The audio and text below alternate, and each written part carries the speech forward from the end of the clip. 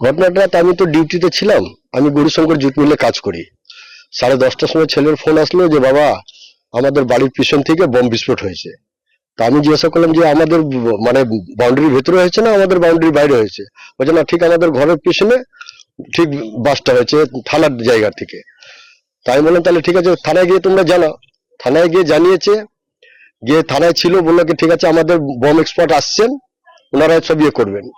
এরা কিন্তু ওই গুলিগুলো দেখেনি, যেটা কাঠিগুলো ছিল, স্প্রিং ডেটা ছিল ওইটা। আমি 11টার সময় ডিউটি থেকে এসে ওইটা দেখলাম, দেখার পর আমি থানায় গেলাম। 12টা অবধি দাঁড়িয়েছিলাম, অফিসাররা কোনো অ্যাকশন নেয়নি, কোনো কিছু এই করেননি। বলছে বড়বাবু ব্যস্ত আছেন, আর দাঁড়ান আপনি। 1 ঘন্টা দাঁড়িয়েছিলাম, দাঁড়িয়ে দাঁড়িয়ে চলে আসলাম। কি করবো, আবার আমাকে 2টোর সময় ডিউটি যেতে হবে। একটা বড় ঘটনা ঘটতে পারে, সরকারি জায়গায় বোমা পড়ছে, একটা বাচ্চা রয়েছে তো কি বলবো? হ্যাঁ, এবার বাচ্চারা আছে, এবার কি বলবো আমরা বলুন। এবার ঘর আছে, যদি আমার ঘর পাঁচিল ভেঙে যেত, যদি কোনো অঘটন হয়ে যেত তখন কি হতো?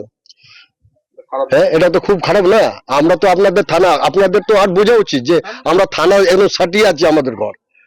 যদি থানার পিছনে আমরা থেকে যদি আমরা নিজেকে সেফ যদি না পাই, তাহলে কোথায় থেকে লোকে সেফ পাবে বলুন? সেফ কোথায় দিয়ে পাবে?